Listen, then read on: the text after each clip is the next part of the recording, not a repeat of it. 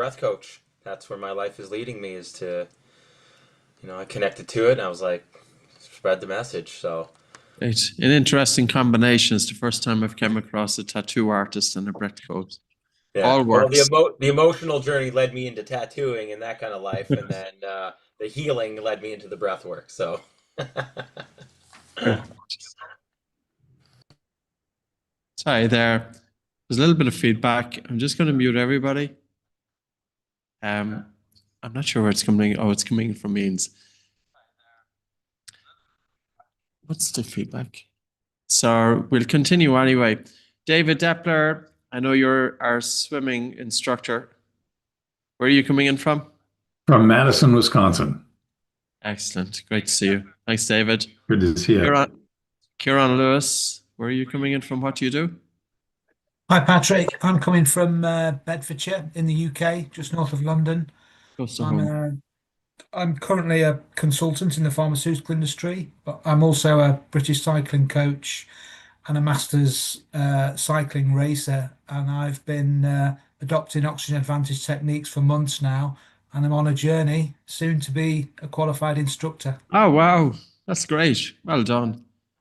I think there's a great application here with cycling. And what I'll do is I'll try and make it relevant across a number of sports. I spoke just pre-Tour de France Yes. in terms of the application of breathing and cycling. So I think it was a nice fit there. So great stuff, Kieran. Thanks very much. I'll see you in Galway. Oh, great. That's even better again. So that's going to be in January. February, I think. Yeah. Or February. Right, great. Yeah. Fair play, Kieran. Thank you. Lou, where are you coming in from? What do you do? I am coming in from Wales, Southwest Wales, in the UK, and I am a yoga teacher, but I'm also a kind of like a wannabe high rocks athlete, runner, masters, obviously. So yeah, I'm training for several high rocks this season, leading up to the World Championships in Stockholm, which I've qualified for. And I've been using my nasal breathing and oxygen advantage techniques to help me improve my aerobic capacity. Excellent. Well done, Lou. Great stuff. I'm not sure if there's somebody behind Amy. Michael, where are you coming in from? Michael Hamilton, what do you do? Sorry, Michael, if you're able to unmute yourself, please. Thanks. Good to meet you. I'm presently on vacation in Cedar City, Utah, which is really, really beautiful. I live in Desert Hot Springs, California, and I've been a practitioner of Oriental medicine since early 70s, teaching Tai Chi, Qigong, meditation, and really focused on mindfulness through breath via some very interesting Buddhist and Taoist practices. And I came across your work. I really love how you present yourself, and I really love the empathy that you put forth. So that beckoned me to go deeper into that which you have discovered, which reaffirms a lot of what I've discovered. And I've learned some very interesting new things with you. I've just completed the basic course, and I would love to further continue a relationship with you and Oxygen Advantage. Of course. Thanks very much, Michael. We're always here.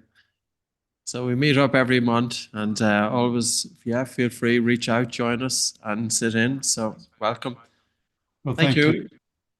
Jason, I'm going to come back to you in a little bit. And what I'm going to do is I'm just going to turn off my speakers here because I'm getting some feedback and I don't want that feedback coming into you. So you'll be able to hear me, but I'm not able to hear you. So let's kick off. Thanks very much, everybody, for joining us. I do have a PowerPoint presentation. This is going to be looking into breathing a little bit in terms of my own interpretation of it over the last 23 years. We work a lot with breathing for mental and for physical performance. We have a lot of athletes who are practicing it, and we have a lot of coaches throughout the world who are working with athletes. And I think physical training is tremendous, but just by tweaking breathing practices during physical training, you can make your physical training a training for your breathing. And you can also make your physical training a training for the brain. It should never be just about moving the body. People don't have time to do physical training, breathing training, and brain training. It should be all in one, and it can be all in one. So that's going to be my take on it, and that's what we'll talk about, and that's what we're going to explore now. So, a little bit about my own background. I came across breathing back in the late 1990s, and it was about everyday breathing patterns, in and out through your nose, looking at functional breathing, foundational breathing, and also doing breath tolling. So we have been practicing dynamic apneas since the late 1990s and teaching it since 2002. So it's using a number of different breathing techniques, and I will genuinely say that the biggest impact it had in my own life was improving my sleep quality quickly. And with that, with improved sleep, you've got reduced rumination. So if, for example, we have suboptimal sleep quality, can really impact us. And if you have suboptimal sleep, and it's not just about quantity, it's also about quality. It's going to affect your mental and your physical performance. I want to make breathing accessible. I really feel that breathing has an enormous potential to offer, but it's not always communicated. People don't always bring in the science, and the science and the physiology is very, very important, because that way then people are likely to take it more serious. They understand that there's something there that is supporting it. We have a pretty big, vibrant community. We have about 13,000 people, professionals, wellness and fitness, who have completed our trainings. And they are, we meet up every month, and we have social media groups, etc.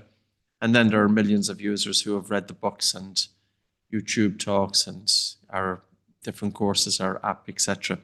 So we are one of the biggest schools in the world for breathing. For a good breathing coach, we have to have the same qualities of, say, an excellent personal trainer. A good breathing coach should have a technical expertise. If you're talking about breathing, you need to understand what's happening in terms of respiratory physiology. You also need to know how to assess your client's breathing, and also what exercise to prescribe to your client, and that your client is making progress with it. If you come across any stumbling blocks, to adapt exercises to the client, and also to solve problems, to monitor progress. All very important. Why would you bother doing a breathing program unless it's going to improve your breathing patterns? It's also about motivating the client. And, when we think about breathing, the potential of this is enormous.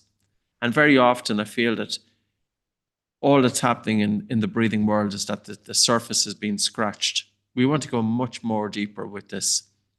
I gave an example previously. I was giving a talk at Integrative Medicine for Mental Health. It was in San Diego, California, about 4 weeks ago. I spoke to a lot of psychologists and people in the field of mental health.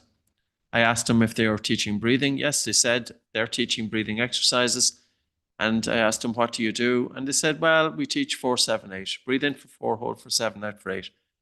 That's one breathing exercise. That's not looking at your everyday breathing exercise. That's not looking to improve your functional breathing patterns. That's not using any stressors with breathing. That's not necessarily getting you out of your head that much. Yes, it's one breathing exercise, but I wouldn't call that breathing training. That's only one breathing exercise. It's like a strength and conditioning coach saying, what do you do? Well, I do one thing. What do you do? I do 5 minutes of this in the morning. That's not really where it's at. We need to go deeper into that. In terms of breathing, oftentimes the emphasis is on whatever air is coming into your body. In other words, how fast are you breathing? How hard are you breathing? And that in turn then gives you a minute volume. So people think about the airflow that's coming into your nose. People think about the airflow that's coming into their mouth. We can influence that. We can breathe faster, we can breathe harder, we can breathe lighter, we can breathe slower. We can hold our breath. We can hold the breath at the top of an inhalation, at the bottom of an exhalation. That's pretty much all we can do with our breathing. We can't do much beyond that.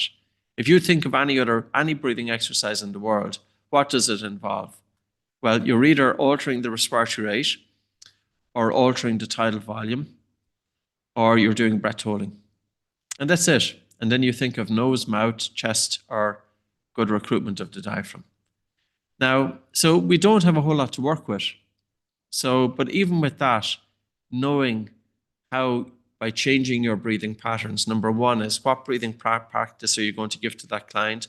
Number two, knowing exactly how by changing that breathing pattern, what is it going to do for that client? It's not just stage one anyway that we can influence. We can also influence stage two. You know, we can influence by changing our breathing. We can influence the volume of air that reaches the small air sacs in the lungs, the alveoli, where gas exchange is taking place. We can also influence gas exchange from the lungs into the blood. We can increase the partial pressure of oxygen in the blood by nearly 10%, the PaO2 in the blood by nearly 10% by changing breathing. We can also influence oxygen delivery from the blood to the tissues. For example, we can increase blood flow to the brain. We can increase oxygen delivery to the brain. You could be breathing less air, but it doesn't mean that you have less oxygen delivery to the tissues. And it's not about breathing more air to get more oxygen delivery. If you're doing physical exercise with your mouth open, much of the air that you're bringing into your body, you're breathing it back out through the mouth. If you switch to nasal breathing, your body will utilize that oxygen better. Even when you're breathing less air, the fraction of expired oxygen is less because there's going to be a greater oxygen delivery to the tissues. So we need to look at breathing in more depth in terms of what we can do with the breath. I did a TEDx talk about 2 months ago, and it was really about reducing breathlessness in physical exercise. It's the sensation of breathlessness during exercise that's going to limit the individual's ability to keep pushing themselves during physical exercise. If you're doing pretty hard, intense physical exercise, you're not paying so much attention to your heart rate. What you're really paying attention to is that feeling of air hunger, that feeling of breathlessness. And some people will be more prone to increased breathlessness. Some people will have disproportionate breathlessness. And a strength and conditioning coach might say, well, these people have poor condition, so we need to have them do more physical training. But breathlessness isn't a problem associated with physical training. Breathlessness is breathing. If you want to reduce breathlessness, we need to target the breathing system. Physical training, of course, can help target breathlessness. But let's do a comparison here. The primary driver of breathing is carbon dioxide. If you have a strong sensitivity to carbon dioxide, you're going to be breathing harder and faster. You're going to have disproportionate breathlessness. If you do physical training, it will have some impact. So the bars in white here is the impact that physical training has on your breathlessness in terms of CO2 sensitivity. So physical training will have some impact, but breath training, when targeted, will have a much higher impact. Your ventilatory pattern. How are you breathing going into physical exercise? Your breathing in physical exercise is determined by your everyday breathing patterns. If you're breathing high in the upper chest, breathing mouth, breathing fast, breathing shallow, breathing hard, that's an abnormal breathing. And 90% of individuals, 90% of athletes, according to a study of 1,933 athletes in Japan, have dysfunctional breathing. If you have dysfunctional breathing at rest, you're going to have dysfunctional breathing during exercise. So we need to change breathing patterns. We need to improve functional breathing. We need to get the basics right. And if we get the basics right during rest, we will have better breathing during physical exercise. Blood acid-base balance. This is really in terms of if you're over-breathing during physical exercise, you blow off too much carbon dioxide. And as you blow off too much carbon dioxide, it increases blood pH. And with the increase of blood pH, hemoglobin holds on to oxygen too strongly. How do you influence that? This is where carbon dioxide comes in. Doing physical exercise with your mouth open is not going to do much of a difference to your breathing in terms of the carbon dioxide sensitivity. If you want to improve your tolerance to CO2, that's going to be doing nasal breathing during physical exercise. O2 delivery. Again, physical training, of course, can make an impact here, but breathing training also has some impact. So you can see as I move across the bars that the sensation of breathlessness, which is often the key determinant, or at least one of the key determinants that influences your ability to keep going during physical exercise. So what do you want to do to reduce your perception of breathlessness? Do you want to do more physical training, or should we be targeting breathing And if we're targeting breathing, how do we target that? Respiratory muscle fatigue. The diaphragm can get tired. You might have seen a boxer in the ring, professional boxer, 7 to 8 round. The next thing is his legs or her legs are going from underneath them. Is that due to a buildup of hydrogen ion and fatigue, or is it because the diaphragm has got tired? If your diaphragm gets tired, blood is going to be stolen or diverted from the legs to feed the diaphragm. So respiration is a function that trumps other functions. Respiration is very, very important. The brain knows that if the breathing system is getting tired, if the diaphragm is getting tired, the brain is going to sacrifice other less important functions, such as stealing blood from the legs to feed the diaphragm. But that's not going to help the athlete because the athlete cannot continue. Their legs will buckle from under them. The psychological perception of breathlessness is a big one too. You know, some people will be able to cope with that raw, uncomfortable feeling of air hunger, but others won't. How do you train that? You train that by deliberately exposing yourself to air hunger. How? By doing breath holding. So we will do some breath holding, and I'll push you, but I'll do it fairly easy as well, because the thing about a stressor with breathing exercise, a good stress can become a bad stress. But we will do some dynamic breath holds. Before we start, I'd like you to have a go at this. This is your BOLT score. So this is to give you feedback of your everyday breathing patterns. It's not perfect. It's not necessarily a measurement of your performance during physical exercise, but what it is a good assessment of. How much energy do you expend? How economical are you with your breathing? How efficient are you with your breathing? What's your recovery? All of the good things in terms of physical exercise. So it's never just about continuously pushing the body, but we need to be able to recover too. This will give us some feedback as well of the autonomic nervous system. Are we in an increased stress response, or are we having good balance? So what I would like you to do is take a normal breath in and out through your nose and pinch your nose with your fingers to stop breathing and time it in seconds. How long can you hold your breath for until you feel the first definite desire to breathe? So it's not the length of your maximum breath hold. You're only holding the breath until you feel the first definite desire to breathe. And when you let go, but your breathing should be normal. So where are we looking at this? Your BOLT score ideally is above 25 seconds, because when your BOLT score is above 25 seconds, your breathing is likely to be functional. If your BOLT score is less than 25 seconds, it implies that your breathing is dysfunctional. If your breathing is dysfunctional, it could be dysfunctional from a biochemical point of view. That means you have disproportionate breathlessness, you're in an increased sympathetic drive, you could have trouble sleeping at night. So it's not a great way to breathe in terms of economy. If your breathing is dysfunctional from a biomechanical point of view, it means that you're more likely to be breathing upper chest. You've got reduced recruitment of the diaphragm. The diaphragm isn't providing that same degree of stabilization of the spine. Your movement is going to be affected and you're at greater risk of injury.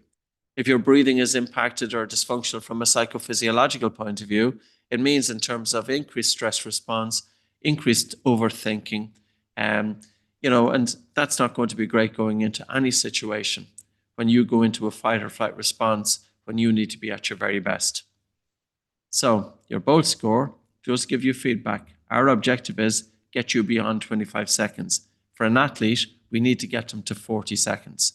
Now, this is one test, the BOLT. We also use the maximum breathlessness test, and that's the upper limit of tolerance of breathlessness. So functional breathing is looking at breathing from a number of different points of view. The biochemical perspective here is really important. Most people focus on the biomechanics. Of course, the diaphragm is important. But what is the biochemical dimension about? This is about your sensitivity to carbon dioxide. So carbon dioxide isn't just a waste gas. We produce this gas internally. It's produced as a byproduct of our metabolism. We only breathe out about 15% of the gas. We need to hold on to about 85%. If we are breathing a little bit too hard and too fast, and we blow off too much carbon dioxide, the loss of carbon dioxide will cause our blood vessels to constrict. So if you're doing physical exercise and you're breathing a little bit too hard and too fast during that physical exercise, you are literally causing your blood vessels to constrict. You're reducing blood flow. You're reducing blood flow throughout the body, including the heart and the brain. Now, if you look at endurance athletes, they can be prone to atrial fibrillation, irregular heartbeat. They can also be prone to scarring of the heart muscle. And it can be very related to the mileage that they do. So if you're doing a lot of physical exercise, yes, you're putting demands on your heart, but are you giving your heart adequate blood flow? So there is a safety precaution here. Push yourself, but make sure that we're giving the organs sufficient blood and oxygen that they can do the job optimally. So the biochemical dimension is really important. You have the biomechanics, talking about the diaphragm, and then you have the mind-body connection. So for example, are you trained how to concentrate? Are you trained how to hold attention? If you're going into a situation and you're feeling that your heart rate is elevated, are you able to bring your heart rate down? So even though you spent 12 or 14 years in formal education, did it give you the capacity to be able to hold your attention on what you're doing? Are you able to access flow states? You cannot access flow if the nervous system is in an increased stress response. Because whenever we go into a stress response, the brain doesn't care about performance. All the brain cares about is survival.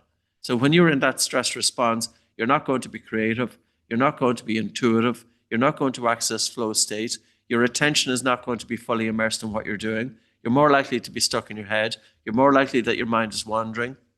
That's game over. So it's not just about training the body, it's also about training the brain. How do you train your brain? We need to be able to improve blood flow to the brain. We can do that. We need to be able to increase oxygen delivery to the brain. We can do that. We also know that the relationship between carbon dioxide and blood pH and neuronal excitability. We also know there's an influence and an effect of your breathing on different parts of the brain associated with rumination, such as the default mode network. We also know that athletes are very prone to poor sleep, not just quantity, but also quality sleep. The athlete wakes up feeling tired, they're more likely to ruminate. If an athlete has a very important game or competition on tomorrow, that will impact their sleep tonight. So it's quite ironic. They have trained so hard, they've put in so many hours, they've put in years of training into what they do. And what can let them down? They may have poor sleep the night before. And poor sleep, is going to affect their ability to perform in terms of mental performance. So let's move on. I'd like to bring in Jason Fitzgerald. Jason is an Oxygen Advantage advanced instructor. So Jason, floor is yours. All right, thank you. So I was invited here to talk a little bit about who I am and how I ended up in this situation. Can you hear me? I can hear you perfect. Okay, perfect. I just wanted to make sure. And so at any time I either meet with an individual... Sorry there, I'm just going to mute everybody. Jason, I'm going to mute everybody because I think there's background noise.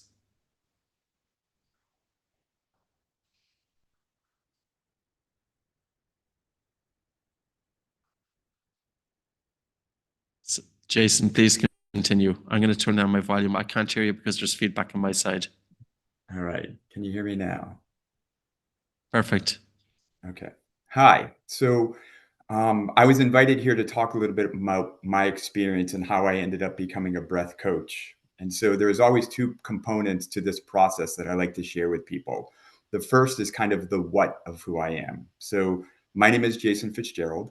I'm an exercise physiologist and an advanced level oxygen advantage level breath coach. I'm also a certified personal trainer. I've taken the FMS certified course, so functional movement screen by Great Cook, an amazing movement pattern analysis program to really look at people's asymmetry as they move through life and through exercise. And I've also had the opportunity to spend a lot of time out in Colorado Springs at the NSCA training facility, working with their functional athletes, their endurance athletes, and their tactical athletes. So a really wide range of people from an exercise standpoint. But what that does, it tells you a lot about like the timeline of like my education, but it doesn't really explain to you why I'm here. That's more of like the why of why I'm here. And so I would start with, hi, my name is Jason, and I'm a childhood trauma survivor. So when starting this process of learning about breath work, in becoming a coach, I was asked to come up with like a breathography. So it's like a biography of my life and understanding like why breath work is important to me. And maybe in the past where I use breath work, maybe knowing or maybe not knowing so. And so I kind of scoffed at the idea when I was first invited to do it. In hindsight, I realized why. But initially I thought like, nobody really cares, right? They want to know about my education and my strength as an exercise professional. But what I've realized is really the why is really where we can connect with other people in this field. And so I sat down with a piece of pen and a paper, and I started thinking back on my life, and I found myself as this 8-year-old child. I grew up in a really dysfunctional household with lots of alcohol and lots of violence in there. And as an 8-year-old, as the night went on and the violence and the volume increased in my household, I found myself hiding under a blanket, holding my breath. Right. So I'm an 8-year-old using my breath, possibly dysfunctionally at those times. But in those moments, they were really the only true way that I could feel who I was and be inside myself and not be distracted by all the chaos around me. And so as life went along, I used that tool as I went on. And I was an athlete. I played soccer through high school and in college. And then when my soccer career ended and I no longer had that outlet, I started becoming a runner. Because I needed something to help kind of get rid of some of this angst and anxiety that I was living in, having not really processed any of this childhood trauma that I had gone through. And what I realized was if I could harness my breath, I could keep running, right? So I started with 5Ks and 10Ks and then 20Ks and then half marathons, then full marathons and then ultra marathons. And I found myself on the weekends running for 8 hours and 10 hours on the weekends and using my breath as that tool to keep going. And sadly, at the end of each one of those runs, all of my trauma was always one step ahead of me. And so regardless of how much I could use my breath to keep running, I still wasn't getting away from really what got me to that place. And then in June of 2022, I suffered a significant mental health crisis, right? In which I think a lot of people in this world can relate to, right? And I found myself laying in a field after being there for 24 hours. And I woke up. And when I used to tell this story, when I first went through this process, I used to talk about that first breath I took and how powerful it was as I breathe in. And as time went along, I realized that that really wasn't the truth behind it. Of course, I took that first breath, but I really wasn't cognizant at that point. But after doing a bunch of work on myself, I found myself in a group therapy setting around a bunch of other people. And this gentleman walked in and he said, "All right, for the next hour, we're going to do breath work." And I kind of smirked again. And I thought, God, I've got this wild mind that just doesn't know how to slow down. There is no chance that I'm going to lay on the floor for the next hour and breathe and have any effect, at least from a positive standpoint. And then an hour later, I opened my eyes. And for the very first time in 42 years, my brain was calm and my body was quiet. And as an exercise physiologist, I decided I needed to like dig into this because I understood there was science behind it, but I wanted to understand the what and the why. And then I wanted the opportunity to be able to deliver it to other people in the world. And so I dug in real deep and I went through my initial breathwork training with a different group. And I kept coming back because I wanted to learn more. And so I was looking for research because for me as an exercise physiologist, the field of science should be research-based, right? The outcome is a feeling. But behind all of that, I want to have an explanation for the why this all works. And every article I clicked on came back as an oxygen advantage study. And so I dug into all the research they had. And then since then, I've spent the last year going through their level 1 and level 2 course certifications. And I have been teaching in all different environments since. The majority of my work always starts looking at the mental health of the person I'm working or the group I'm working with, right? Because if we can't balance our nervous system, we can't down-regulate our nervous system to a point to start, it's probably not appropriate to be pushing people into this higher stress level intentionally. And so a lot of the work that I do initially with either a group or an individual is that light, slow, and deep breathing. Because like Patrick said, not only is the majority of our population dysfunctional in how they breathe, higher end athletes have a higher incident rate than anyone. And so if we take an athlete and assume based on the fact that they're an athlete, that they have a functional baseline breathing pattern, we are selling ourselves short and we're actually going to be training them in a dysfunctional way. And so I think one of the most important things that I've learned in going through this certification, and how I really put focus at the early parts of my workshops or my training, is really breaking down the biomechanics of how the breath works, looking at how we can use our breath to balance the biochemistry, right? We want to be bi-directional. Like, I want my athletes and my people to be able to bring their nervous system up in certain moments, because that's important. But I also want that quick rebound if I need to bring my nervous system back down. And then also working on the psychophysiological part, the part that me rings true with every person that I work with. We all could benefit from using our breath to help balance our nervous system. The world is a bit of a crazy space right now, right? We are all kind of in this heightened fight or flight state. And so having that tool at my access at any point that I want to bring my nervous system down has been life-changing for me. And so fortunately for me, I work in all sorts of settings. So I had to write them down because in the last 4 weeks, I've had 6 different workshops in 6 different settings. So I work in school systems with mental health crisis clinicians and the guidance counselors working on their own personal mental health, but also teaching them tools that they can use with students. Where we have all these young kids, I'll speak specifically, I'm from Vermont in the United States. And so within our community, we have a lot of kids who show up at school who are coming from dysfunctional households.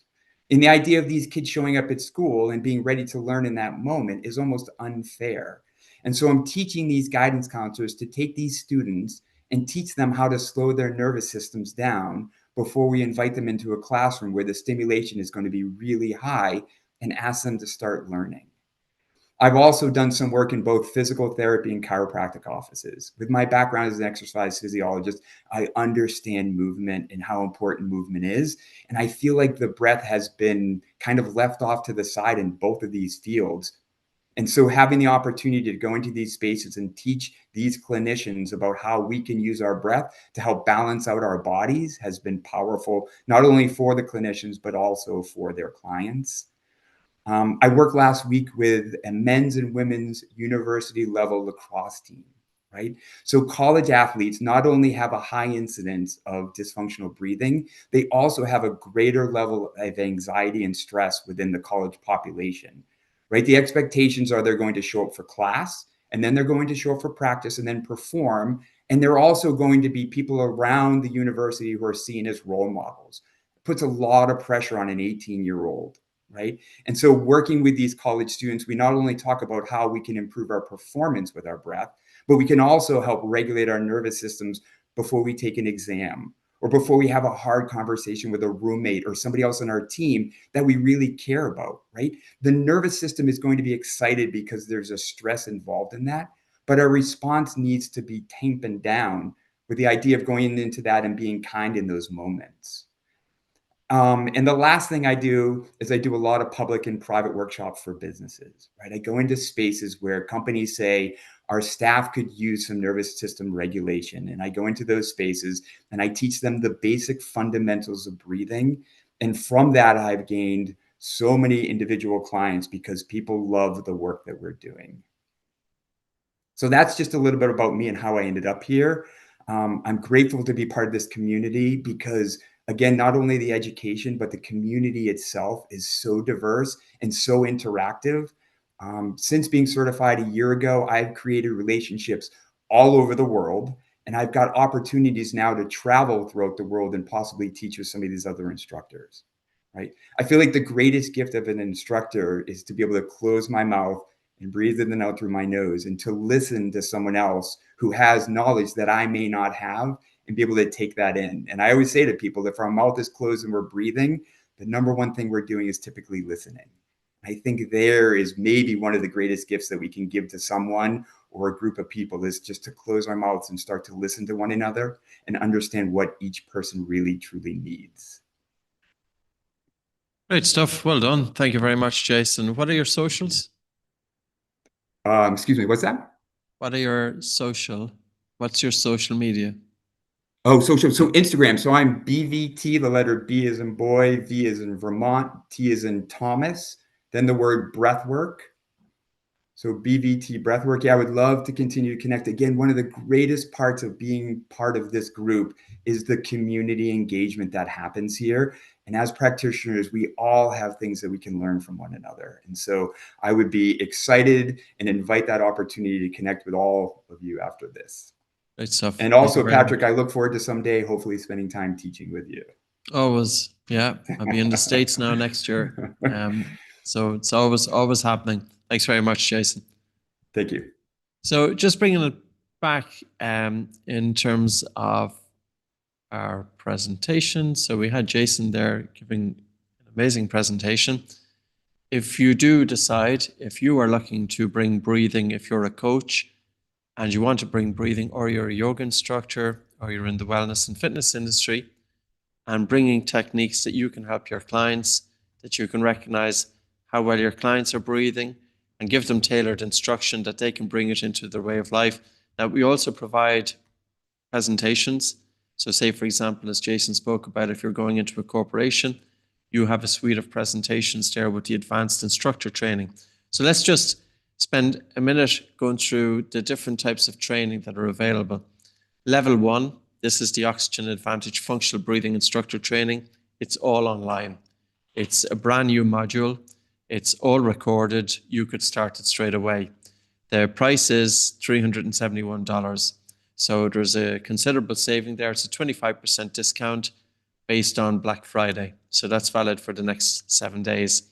If you're a yoga instructor and you want to bring in the science of breathing into your yoga practice, and maybe even, of course, bring in a breathing class. So you're not just teaching yoga class, but you have a specific class for breathing with a sequence of different exercises that you can bring your students through, because of course, how your student is breathing on the mat is going to be influenced and determined by how they are breathing off the mat. And improving everyday breathing is really, really important. Breathing is a tool that we should be able to tap into whenever we need it. And there is a way also to assess that, and I will draw you to a document in a little while that you can actually assess your own breathing, your confidence with your breathing, your efficiency with your breathing, your efficacy with your breathing. So then you know if you're practicing breathing techniques well, it's good that you know that you're going in the right direction. Our advanced Oxygen Advantage instructor training, this is online, but it also includes 7 by 2 hour sessions with myself in a group environment by Zoom. There's a lot of PowerPoint presentations here.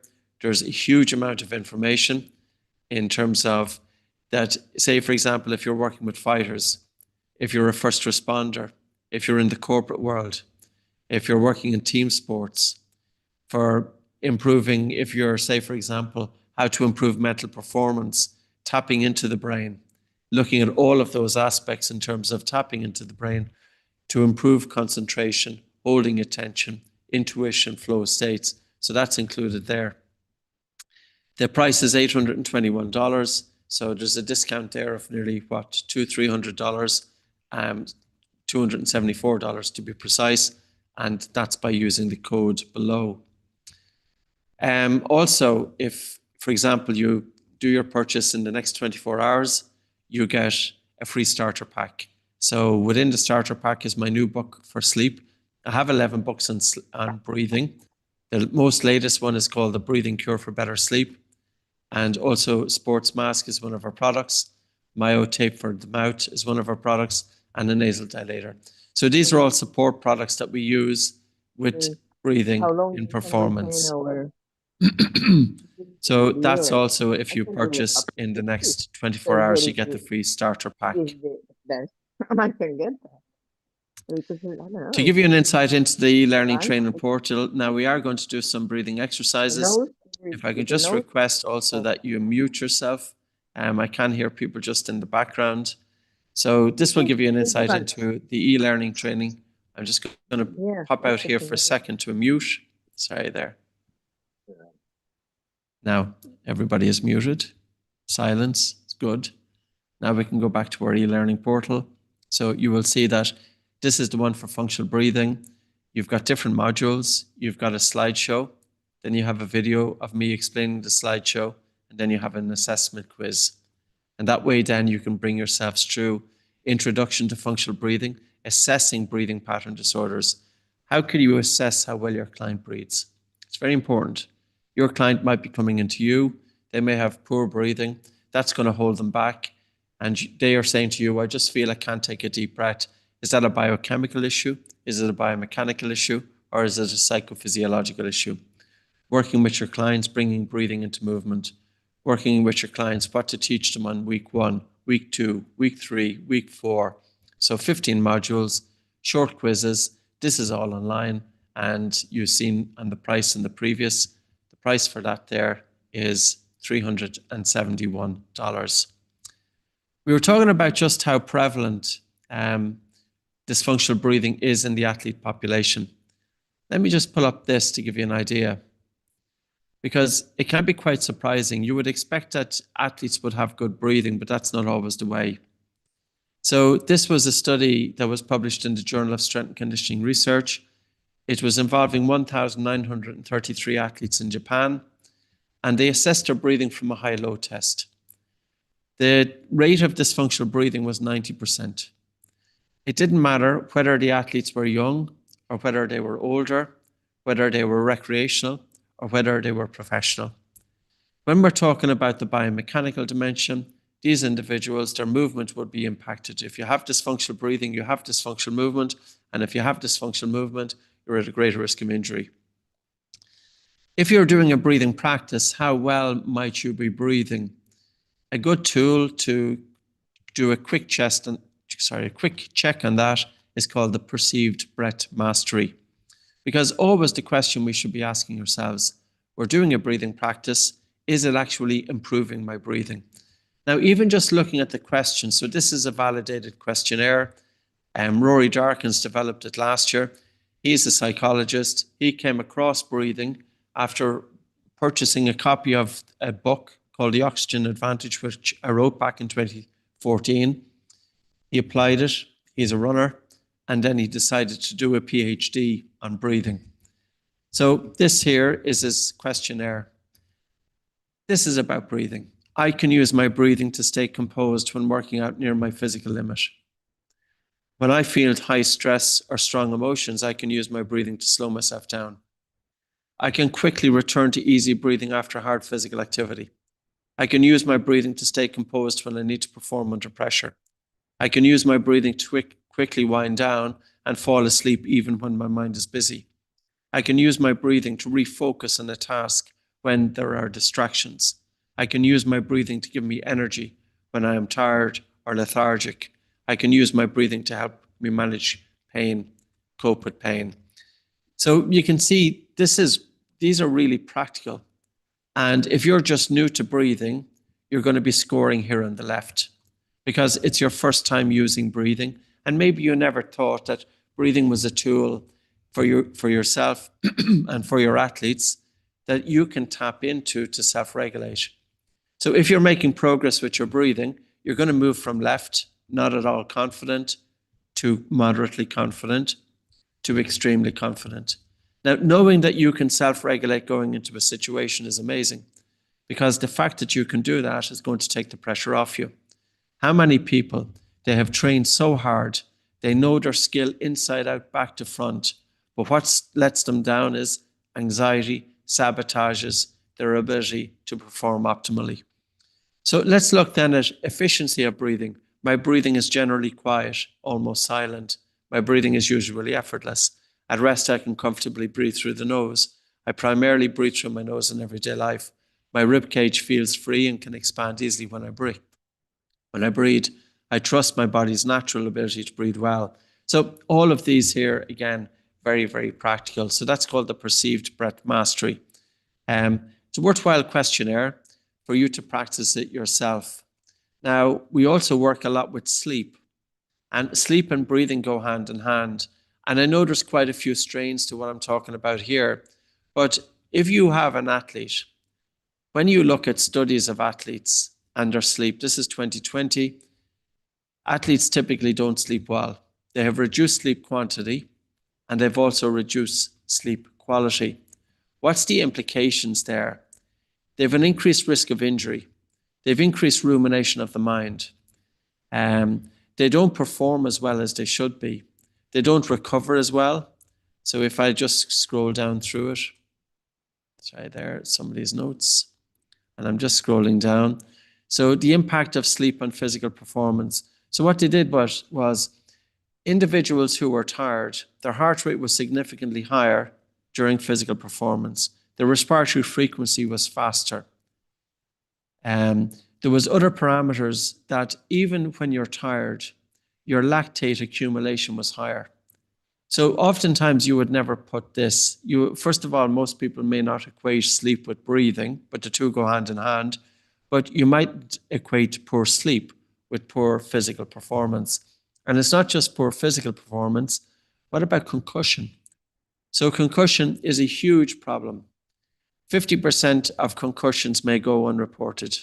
As many as 1 million student athletes reported having 2 or more concussions during a period of 12 months. And sleep may play an important role as a risk factor for concussion. We have presentations on concussion. Normally, if an individual gets a concussion, which is of course a brain injury, 15% of those individuals have post-concussion syndrome. So post-concussion syndrome is when the symptoms persist 3 months after the injury. Associated with post-concussion syndrome is a reduction of blood flow to the brain, and symptoms persist. You also have dysregulation of the nervous system and poor sleep. This is where breathing can play a role. So even though there is cerebrovascular reactivity, that the blood vessels may not respond so readily to carbon dioxide, it doesn't mean that they don't respond. You can still help to improve blood flow to the regions of the brain which have not been damaged. So in order to help an athlete get back on track after concussion, so it's not just about the performance or the mental or physical, but it's also safety and health, which is very, very important. I'm going to start you off on a couple of exercises. The first exercise is going to actually help improve blood flow throughout the body, including the brain. If you want to increase your blood circulation, it's not about breathing more air. It's not about taking full breaths. It's not about breathing deep. It's simply about breathing less air. But before we start that, I'm going to show you a simple technique on how to help bring down your heart rate. Whenever you think about bringing down your heart rate, always think of the exhalation. When you have a soft and a slow and a gentle breath out, you stimulate the vagus nerve.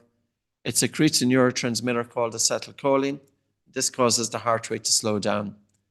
Anxiety and faster heart rate is associated. You're going into a situation, you're feeling stressed, unknowingly your breathing is a bit faster and harder. Now you're hyperventilating. Your body is telling the brain there's a threat. Your brain is going into survival mode. The brain wants to get you out of there. How do you tell the brain that you are safe? I've used this technique hundreds of times, especially if I'm doing, say, presentations, but we also use it a lot with athletes, and we incorporate this into their warm-up. A warm-up for an athlete shouldn't be just about increasing muscle temperature. A warm-up for an athlete should be about bringing into the warm-up techniques to open up the airways, techniques to balance the nervous system, techniques to improve oxygen delivery throughout the body, techniques to cause spleen contraction, techniques to get the athlete out of their head, techniques to increase blood flow to the brain. This is about preparation then for the sport or the activity or the training. So a warm-up, you can go much, much deeper. And ultimately a warm-up is how can you prepare that athlete as best as you can for the exercise performance that they are about to do. This is where breathing should come in, because how else can you help to bring balance to the nervous system? But anyway, aside from that, what I would like you to do is to locate the speed of your heart rate just at the carotid artery of your jaw here. So just at the jaw angle, if you put your fingers there, you're likely to feel your heartbeat. So I'd like you to feel your heartbeat. As you're feeling your heartbeat, I would like you to pay attention to the speed of your heartbeat as you breathe in and the speed of your heart rate as you breathe out. You may notice that during inspiration, the speed of your heart rate is just a little bit faster. You may notice that during expiration, during the breath out, the speed of the heart rate is a little bit slower. That is important. That's heart rate variability. But now what I would like you to do is to start slowing down the speed of the heart rate.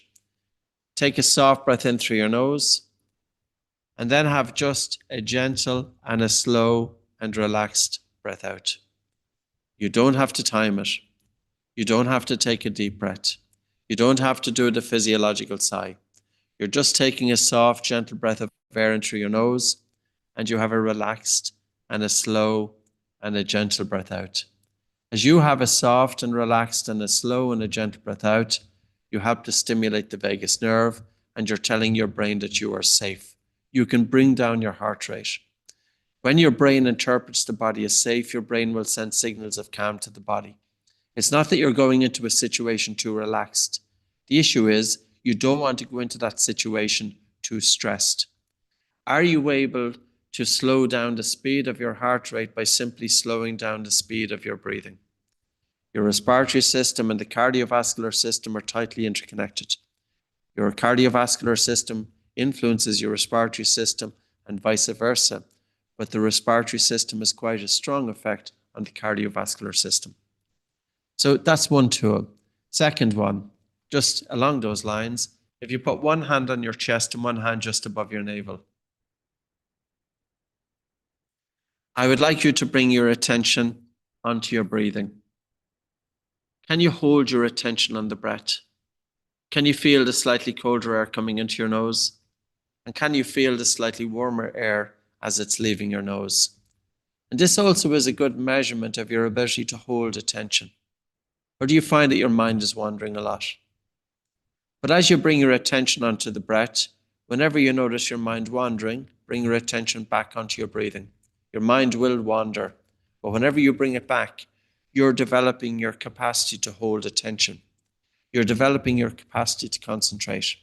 So the mind wanders, but are you awake enough? Are you observant enough to notice that your mind has wandered? And can you bring your attention back onto the breath?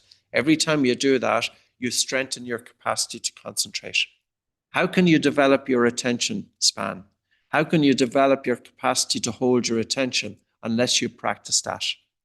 Most of the time, people are practicing distraction, social media, mobile phones, and if you watch them, they're on TikTok and they're scrolling quickly, and their mind is jumping from one thing to another, to another, to another, to another, to another, to another. The brain becomes a distraction. The brain can't hold attention because there's so much internal distraction. And then we are expected to have attention when we have it. But let's go beyond that. So you have your attention on your breath. Now what I would like you to do is take a soft breath in through your nose and a really relaxed and a slow and a gentle breath out. I would like you to soften your breathing to the point that you are breathing less air. I want to see what happens when you breathe less air. Most people talk about breathe more air. How about doing the opposite? What happens when you do the opposite? Take a softer breath of air in through your nose. Can you breathe so soft, almost as if you feel hardly any air coming into your nose? As you breathe out, can you bring a total feeling of relaxation to the body and have a relaxed and a slow and a gentle breath out? I would like you to soften your breathing to the point that you feel air hunger. Air hunger is the only way you know that you are doing this correctly. If you feel breathless, you are doing it correctly. If you don't feel breathless, you are not doing the exercise correctly. The objective here is to breathe less air. By breathing less air, carbon dioxide increases in your lungs and blood. As carbon dioxide increases in your blood, it improves your blood circulation. You can improve blood flow to the brain by between 5 and 10% by breathing less air. Look at the scientific function of carbon dioxide. All you have to do is go into Google, put in carbon dioxide, cerebral blood flow to the brain, and carbon dioxide. This is a gas, and one of the functions of this gas is to improve your blood circulation. So I would like you to practice it. You have one hand on your chest, you have one hand just above your navel. You're holding your attention on your breath, or is your mind all over the place? Can you hold your attention on your breath? Do you have the capacity to hold your attention? Or is your mind wandering?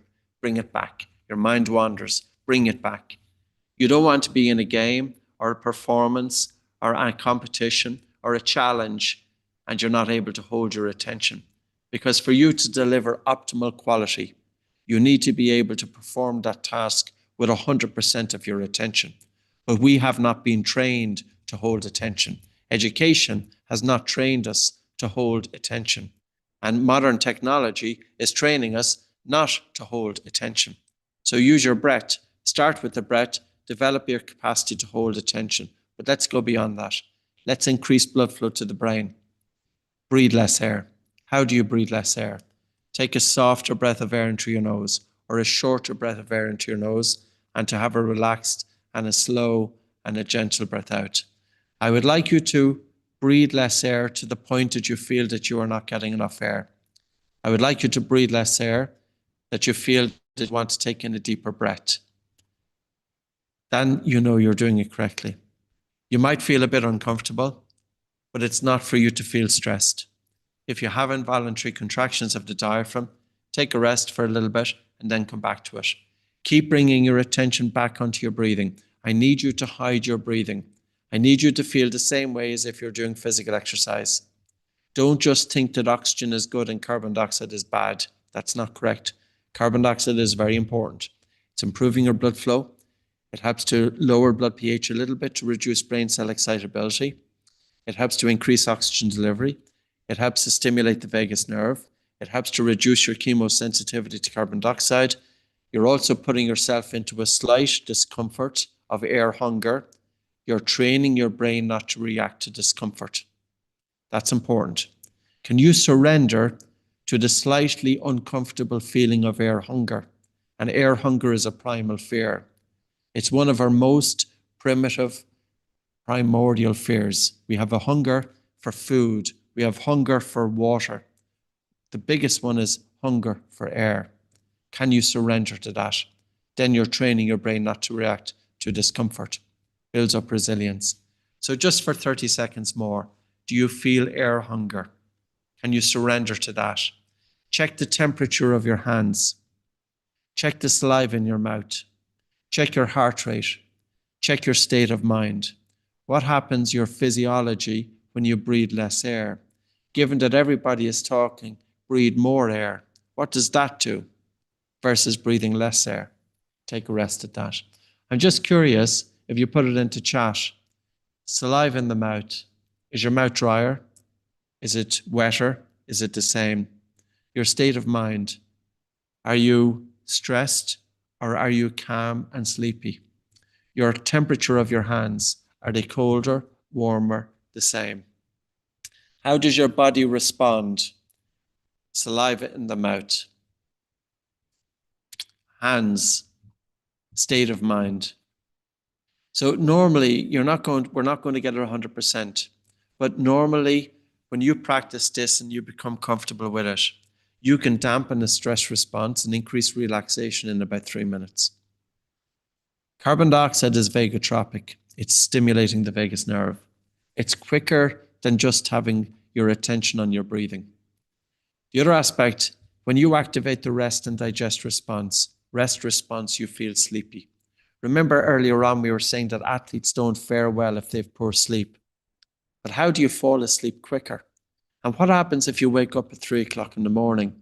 Can you help using your breath to activate the relaxation response to fall back asleep? Your body will allow you, your brain will allow you to fall asleep when your brain interprets that you are safe.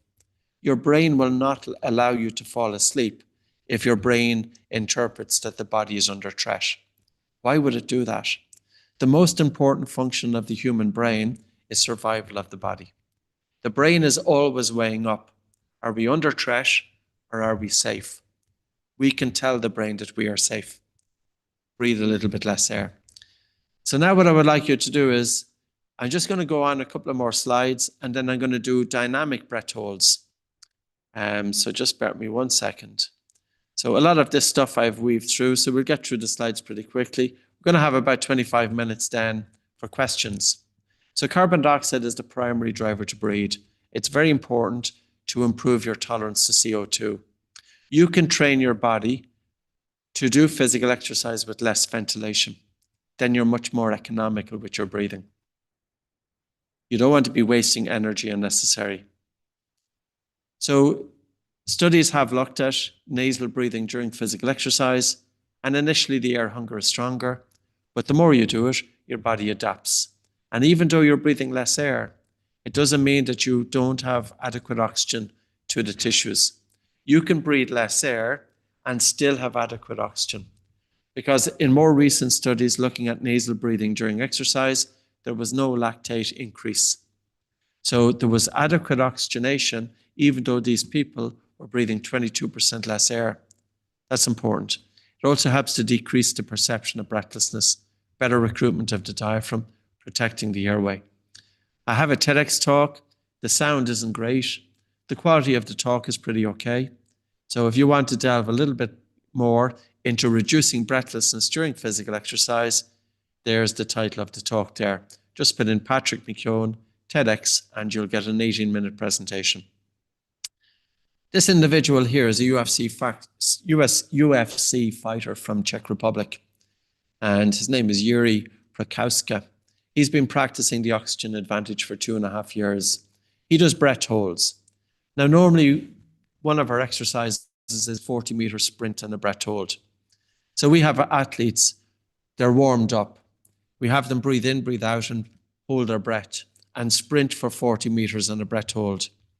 They have a semi-active recovery for 30 seconds, and they sprint again 40 meters and a breath hold. So they're breathing out and holding their breath and sprinting. They do 5 reps. Yuri holds his breath for not just 40 meters, 120 meters. He breathes in, breathes out, holds his breath, and sprints for 120 meters. Has a 30-second semi-active recovery before doing it again. Now, we would never expect anybody to do that straight off the bat. It would be dangerous. But here's an example. Using breathing as a stressor to be able to cause the body to make adaptations, to improve the buffering capacity, to reduce the psychological perception of breathlessness, to push out the upper tolerance of breathlessness, to train the brain to go harder and faster with less. Does that make sense? So let's give it a go. I'm going to have you stand up if that's okay. So this would be a dynamic apnea. Now, what I'm going to have you do, check with this one is, does it help to open up your airways? Does it help to open up your nose? Does it help to open up your lungs? Does it make you more alert? Do you feel a strong sensation of breathlessness? What do you feel when you do this? So I'd like you to start walking with your mouth closed. So you're just walking with your mouth closed. You could walk on the spot, for example. So you're walking with the mouth closed, tongue resting in the roof of the mouth, breathing in and out through your nose. Now what I would like you to do, by the way, don't do this if you're pregnant or if you have any cardiovascular issues. If you have panic disorder or any serious medical conditions, you have to go very, very easy with this one. Listen to your body.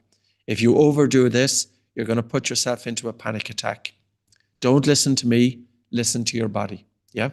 I'm going to start you off light and I'm going to build you up. There's nothing to be gained from going extreme with breathing. There's already a few ideas out there that are quite extreme with breathing. No, you can get all of the benefits with low risk. So minimum risk, but big benefits. Take a normal breath in through your nose and out through your nose and pinch your nose and hold your breath for 10 paces.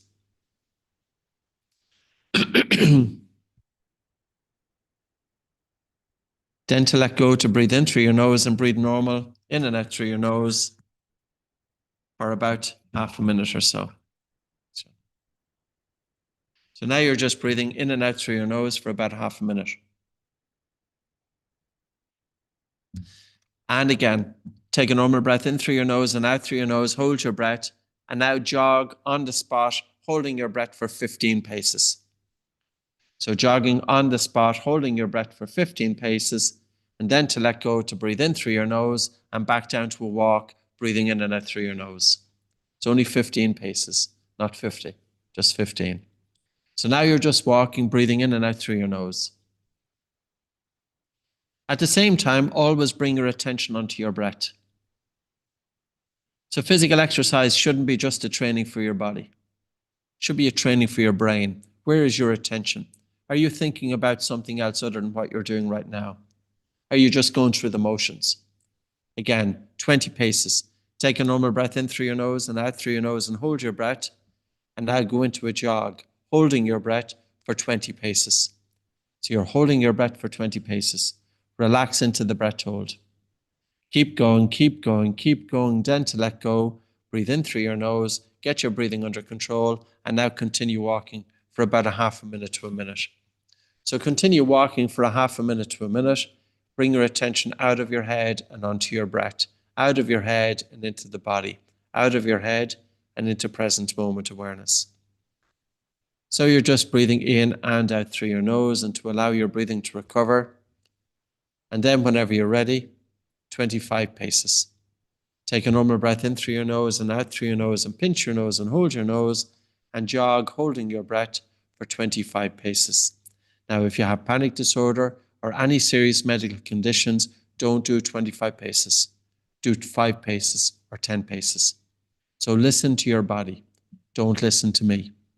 So we started off gentle and we're just gearing it up. So you're at 25 paces there. Then you let go. You breathe in through your nose and you're breathing normally in and out through your nose. Now we're going to start going into the stress territory. The air hunger is a bit stronger. Your blood oxygen saturation will be dropping. Your carbon dioxide will be increasing. This is going to cause the body to make adaptations. Here we're going to stimulate anaerobic glycolysis without a risk of injury. So you don't have to sprint to stimulate anaerobic glycolysis. You can use breath holding at a lighter intensity. And again, take a normal breath in through your nose and out through your nose, and pinch your nose and hold. And now jog, holding your breath for about 30 paces. So you're jogging, holding your breath, jog a bit faster. So as the air hunger increases, go a little bit faster. Keep on relaxing into the body. Keep going, keep pushing, keep going, keep pushing, keep going, keep pushing. Then to let go, breathe in through your nose, back down to a walk, back down to a walk again. So you're breathing in and out through your nose and back down to a walk, in and out through your nose. If your attention wanders off, bring your attention back. Are you able to bring your attention onto your breath? Do you feel the airflow coming into your nose? Do you feel the airflow at your throat? You might feel your chest rising and falling. You might feel the movement of the diaphragm. So you're just breathing in and out through the nose, and check in how often your mind is wandering. Your mind will wander. Bring your attention back. That's the key. How about 30 paces again? Take a normal breath in through your nose and out through your nose, and pinch your nose and hold, and jog, holding your breath for 30 paces. And keep relaxing into the body. Keep going, keep pushing, keep going, keep pushing, keep going, keep pushing. Keep relaxing into the body. And then to let go, to breathe in and out through your nose. So you're just breathing in and out through your nose. I'm just curious, do any of you feel that your nose is opening up now? Can you give me the thumbs up or the thumbs down? Thumbs up. So you see it works. Nasal obstruction is never just about a stuffy nose. If you have a stuffy nose, you're 2 to 3 times more likely to have sleep problems. You're more likely to feel tired. If you have a stuffy nose, you have reduced cognitive function. So when we think about mental performance, we have to think about the airways. We can improve our blood circulation. We can improve our oxygen delivery. We can stimulate the vagus nerve. We can open up the airways. This is what should be brought into a warm-up. Now, how about 35 paces? Take a normal breath in through your nose and out through your nose, and pinch your nose and hold your nose, and jog for 35 paces, holding your breath. So you're jogging 35 paces, holding your breath. Keep going, keep pushing, keep going, keep pushing, keep going, keep pushing. So keep going, keep pushing. Keep going, holding the breath. Then to let go and breathe in and out through your nose. So now back down to a walk. I won't push you anymore. So you held your breath there for about 35 paces. We will have athletes doing 40-meter sprints. Yuri Prokaushka, the Czech fighter, UFC fighter, he just won his fight there about 2 weeks ago. He's 2.5 years doing this practice. He does 120-meter breath holding. A lot of athletes don't do this, But the athletes that do are going to have an advantage over the athletes that don't, because this is going to push the boundaries. This is going to push you out there much more than what you ordinarily would experience. So if you are working in the fitness industry and you start to recognize that breathing is a tool that can really help with your athletes and the people that you're working with, our online level 1 is our functional breathing training. This is all online. It's ready to go. You could start it tonight. The cost of it is very accessible. It's $371. That's using the code BETTER25. So there's a 25% discount. If you're a yoga instructor, the Breathing for Yoga instructor training would be the best one.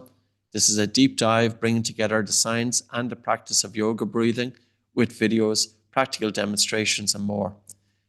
Going all in would be the advanced instructor training. It's $821, but for that, you get a series of PowerPoint presentations. You get 7 by 2 hour sessions with myself in a group environment. You get monthly refresher classes. So even though it is a few $100s more, you're getting 14 hours of live classes, and also you're getting a monthly class, and then you can come back to any of the live classes that I'm doing with the advanced instructor. So there's a $274 saving there. You also have a lot of PowerPoint presentations. So if you're going to give a talk to the corporate world, there's already a PowerPoint there. If you're giving talks to first responders, if you're giving talks to fighters, all of the information is there. So there's also a free starter pack. That's if you sign up in the next 24 hours. And this you get my new sleep book, sports mask, which is a respiratory muscle training device, myotape, which helps to get the mouth closed during sleep safely, and then you have nasal dilator. So our training will give you the tools to integrate scientifically backed breathing into wellness, using a language that your audience is going to understand. There's nothing woo-woo here.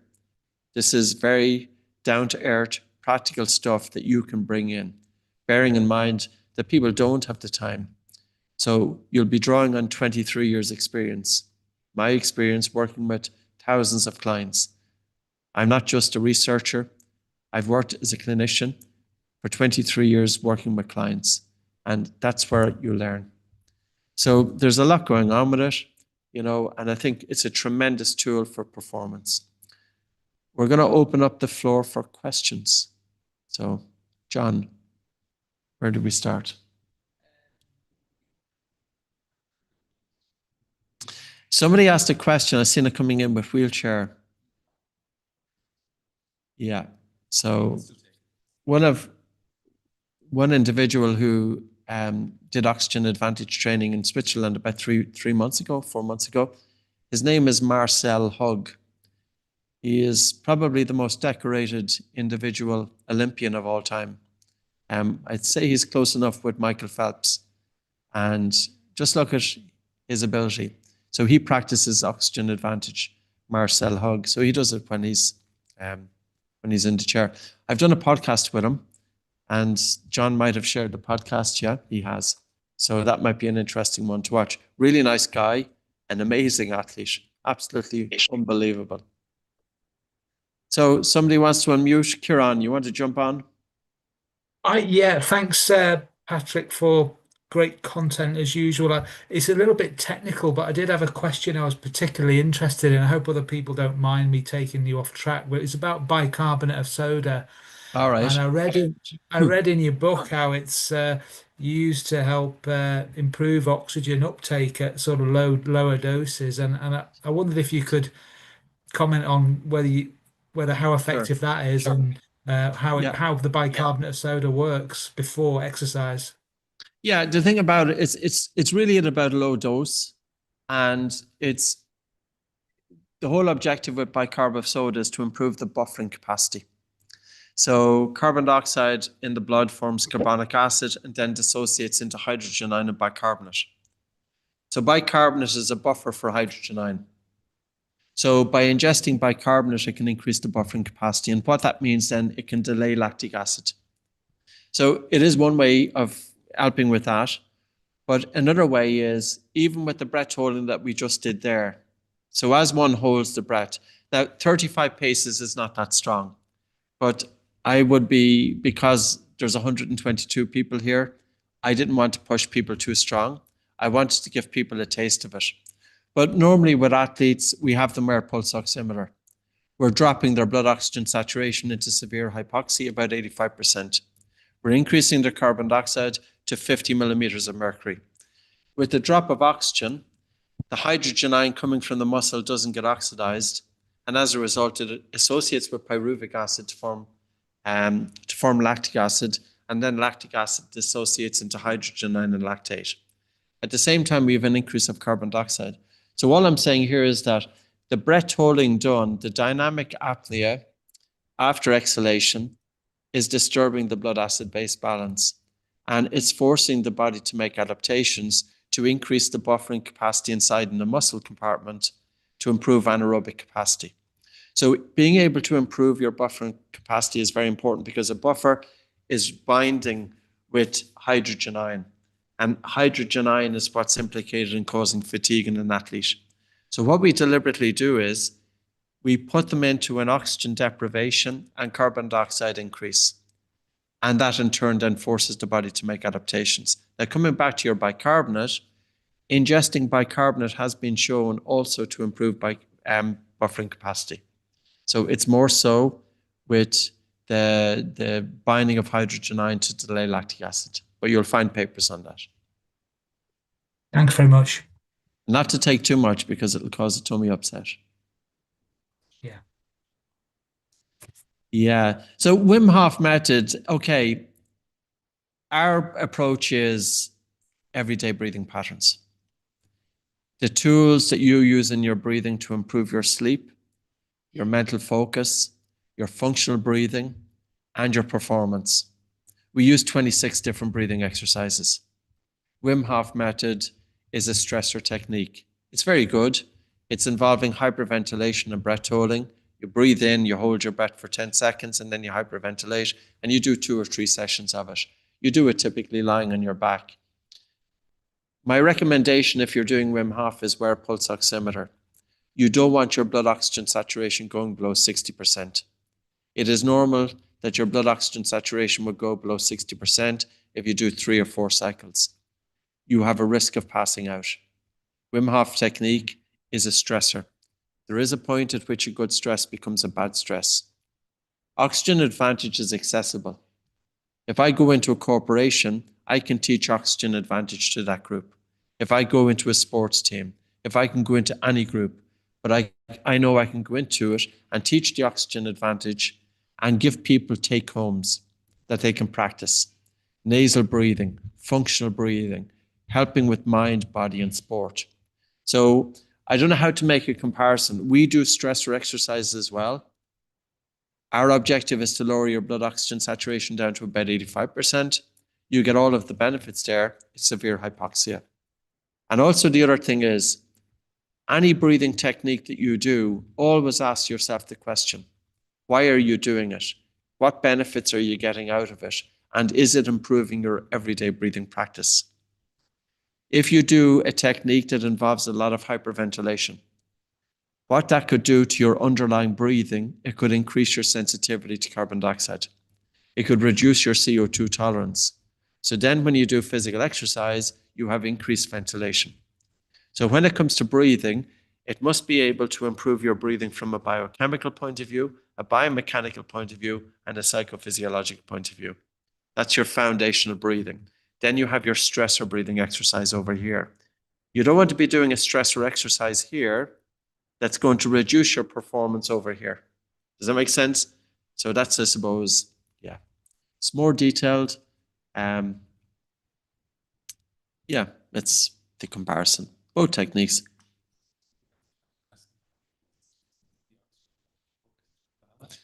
Yeah, totally. It's surprising. In actual fact, even though I wrote the Oxygen Advantage book 12 years ago, it's very, very valid. There's very little I would change in it. Science has moved on now, you know, and of course I have 12 years more experience. So, but everything inside it is pretty valid. If you read it, there's, you know, the whole physiology is still the same.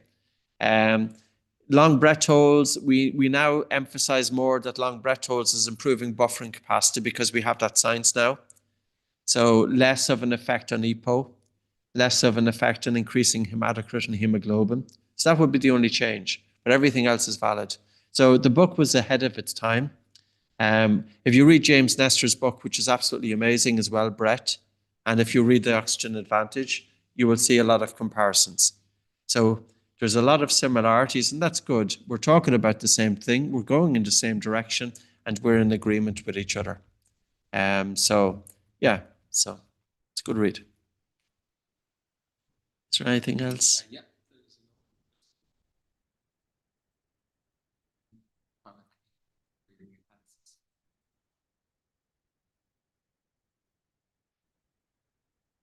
Oh, poor breathing patterns has a huge impact.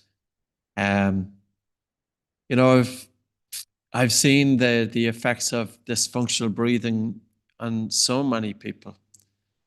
We have to look at the implications of poor breathing on the airways, poor breathing on sleep, poor breathing on mental health.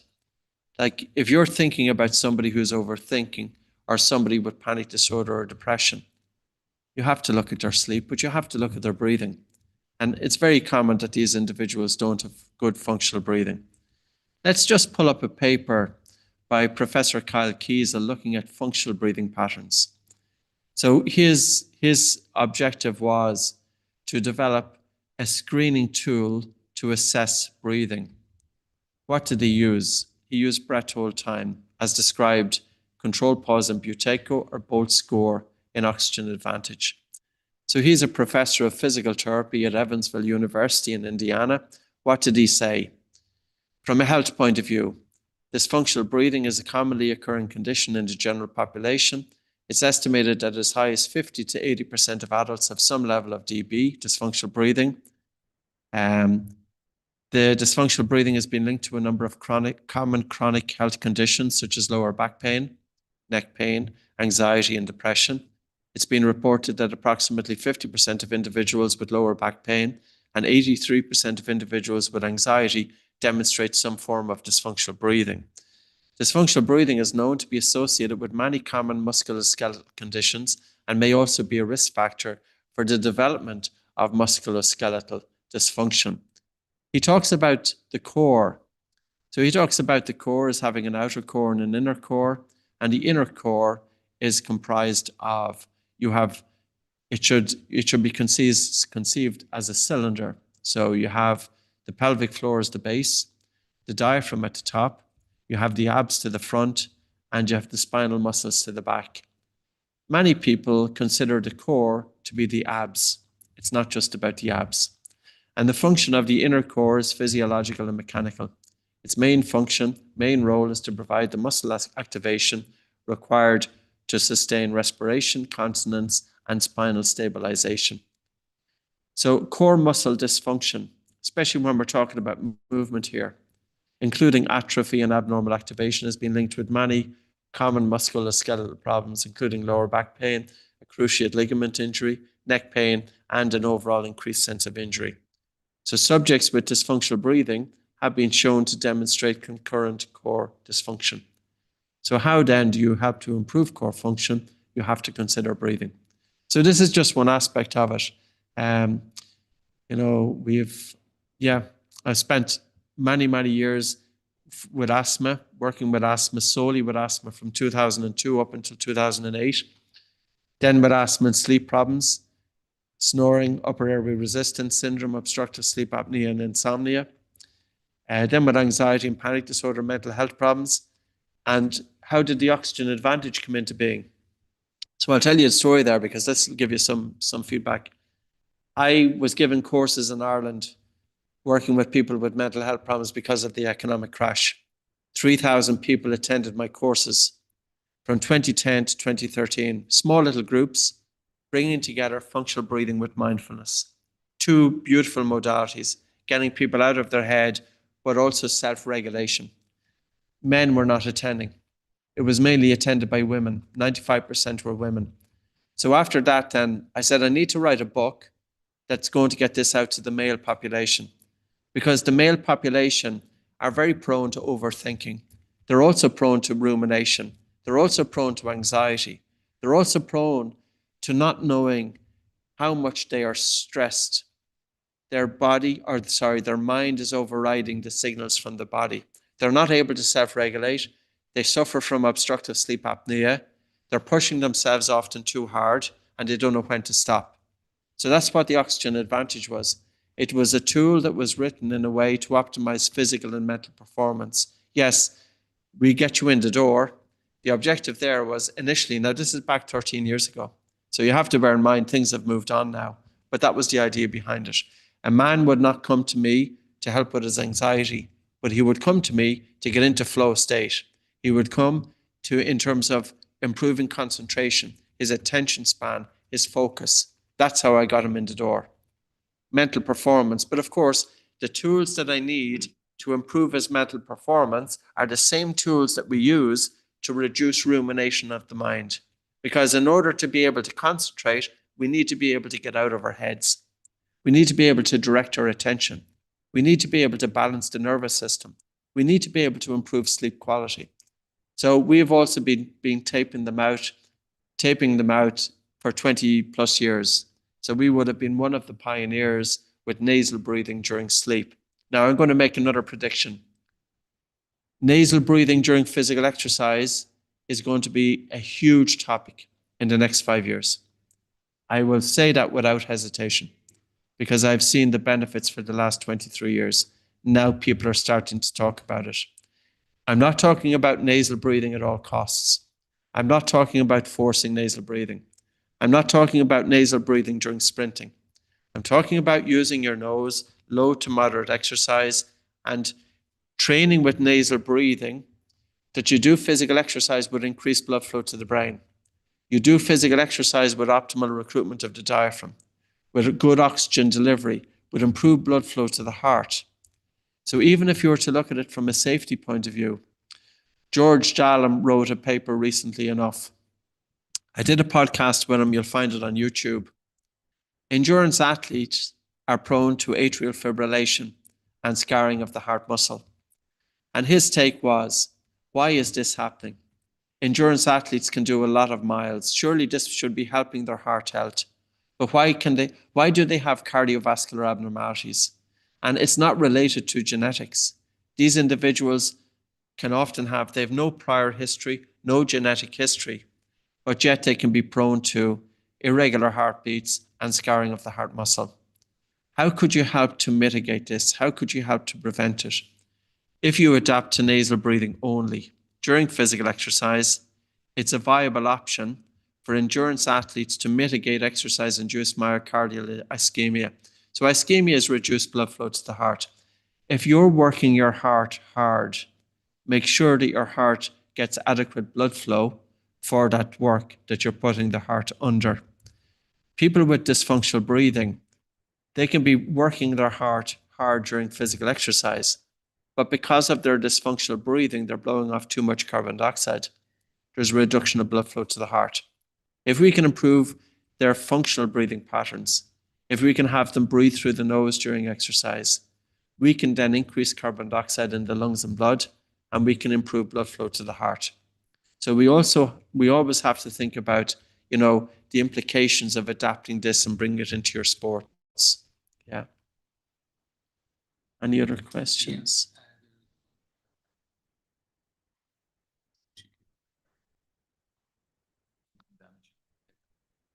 Yeah, I don't see it.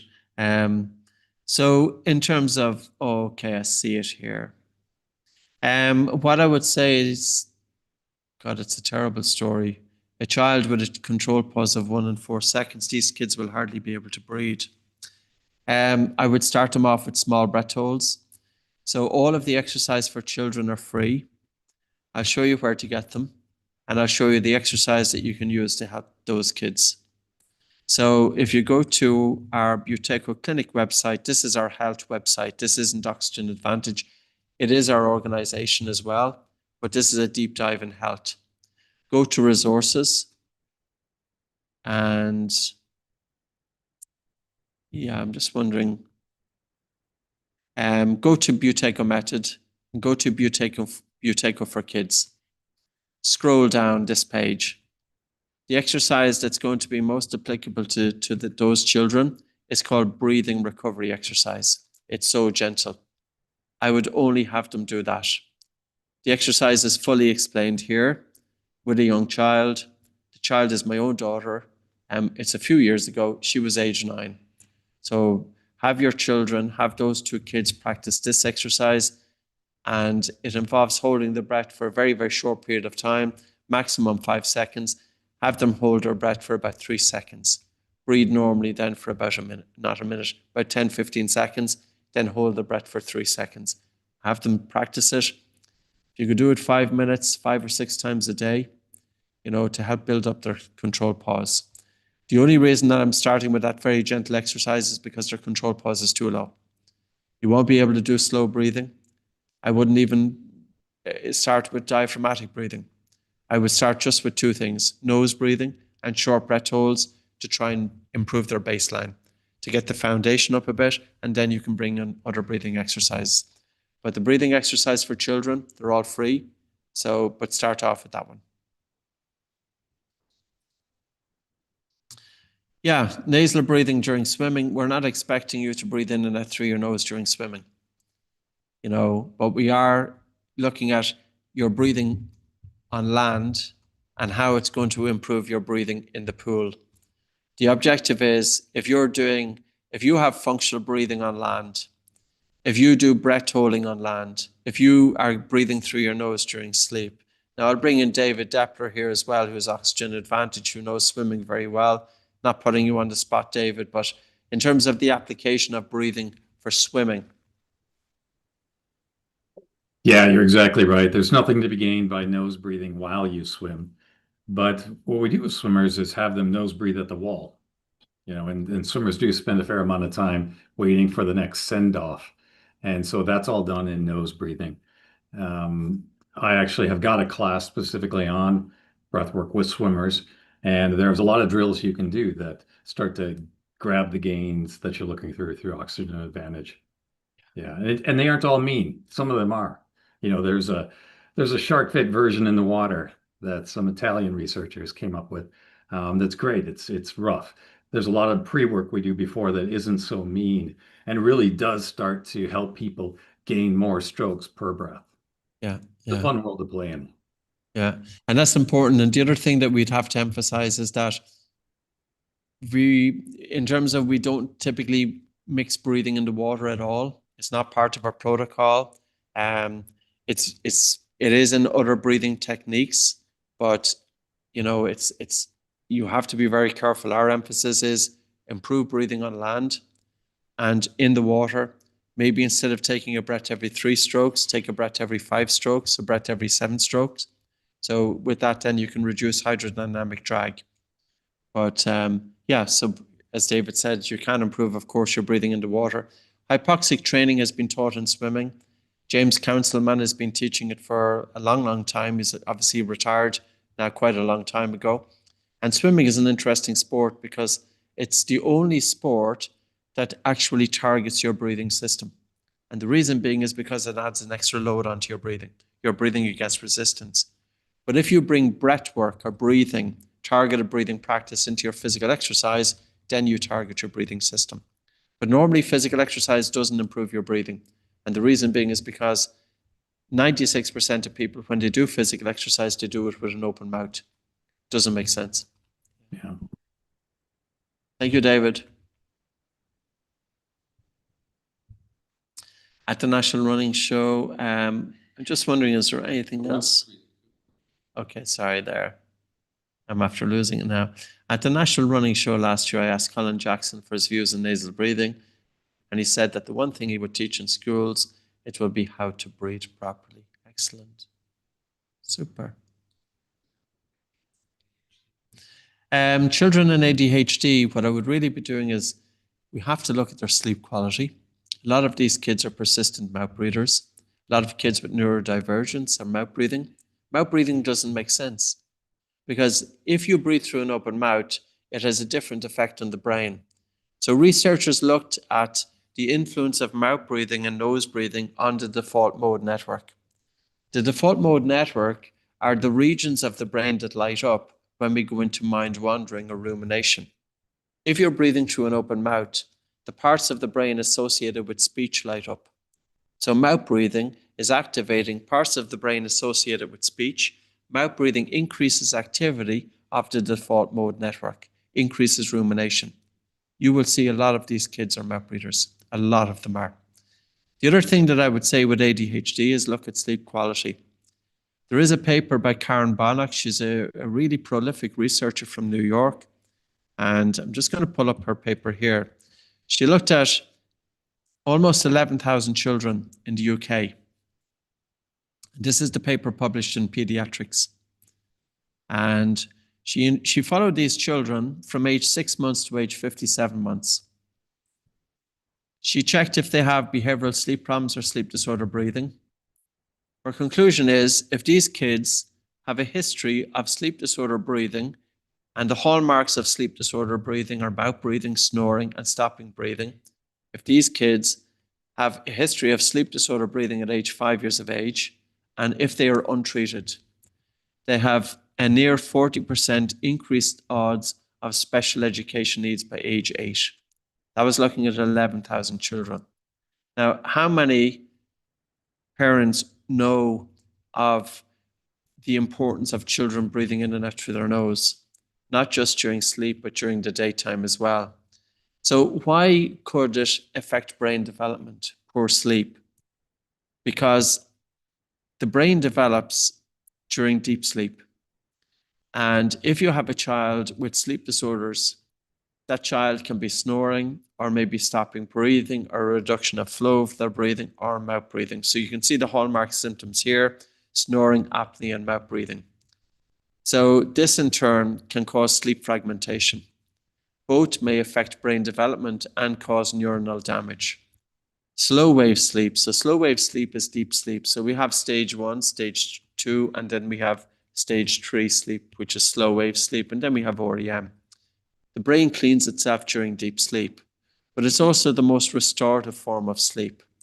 And this is largely governed by the frontal cortex.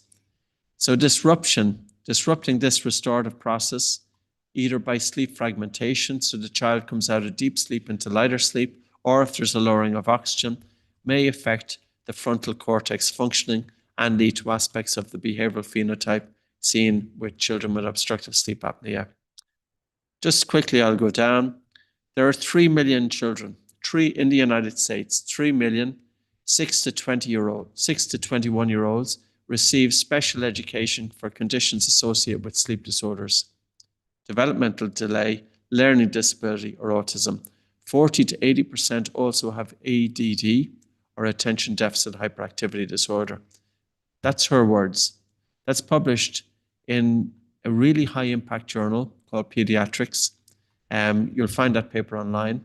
So I would really encourage any child or adult with ADD and ADHD, start looking at breathing, start thinking about means of helping to reduce neuronal excitability, start thinking about improved blood flow and oxygen delivery to the brain, start thinking about sleep.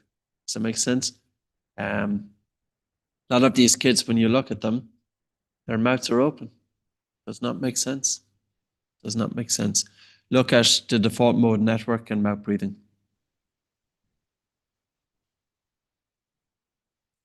Anything else? Sorry, I'm just scrolling down. What about people with high blood pressure? There's a lot of research more recently looking at high blood pressure and using breathing techniques. One technique that gets a lot of attention is respiratory muscle training. I'm not sure if you remember the sports mask that I showed earlier on, but the sports mask is a respiratory muscle training device. So whenever you breathe against resistance, you're adding an extra load onto the diaphragm. So you can do your own research on this. You'll find quite a number of very recent papers. Can respiratory muscle training change blood pressure? Inspiratory muscle strength training lowers blood pressure. The effects of inspiratory muscle training in patients with high blood pressure. Breath training may lower blood pressure. That was 2021 by Harvard Health. So you'll find quite a lot of papers on that. So what's an inspiratory muscle training device? Your nose. Start off with your nose. Also, if you have high blood pressure, think of your sleep. High blood pressure can be impacted by number one is stress, but number two is insomnia, snoring, and obstructive sleep apnea. Now, I do have a paper on breathing re-education and obstructive sleep apnea. So obstructive sleep apnea is a very common condition. Typically, it affects between 25 and 50% of men, and it affects between 10 and 30% of females. But how you breathe during the day is going to influence your breathing during sleep. A lot of athletes have it, especially American footballers, weightlifters, big guys, rugby players. So here's a scientific paper. It's peer-reviewed. This is looking at breathing re-education and the phenotypes of sleep apnea. Yeah, it's a little bit technical, but it's fairly simple at the same time. It's looking at functional breathing. So some of the stuff that we looked at earlier on. The thing about this is you will have many athletes and they're monitoring their heart rate variability. They're maybe practicing a breathing technique during the day, but these individuals may have a sleep disorder at night. And it's the sleep disorder that's putting them into an increased stress response. It's lowering their heart rate variability. That's what's going to keep their HRV low and the recovery is low. Does that make sense? But also the sleep disorder can feed into high blood pressure. So that's why we kind of need to look at, your breathing during the day, but also your breathing during sleep. Long COVID, we do have a number of our instructors who unfortunately had COVID and developed long COVID, and using the same techniques that we would apply for long COVID. You will get videos online, and there's videos on YouTube looking at the application of what we do for long COVID. So if you put in Oxygen Advantage long COVID, you will get video demonstrations. The main thing about long COVID is dysregulation of the nervous system. Another factor of long COVID is POTS, postural orthostatic tachycardia syndrome. We always want with long COVID, how can we help to balance the nervous system? How can we help to reduce the stress response and increase relaxation? But we need to do it gently in a way that the person doesn't crash. I worked a lot over the years with people with chronic fatigue syndrome. It's very, very similar. Long COVID seems to affect more women.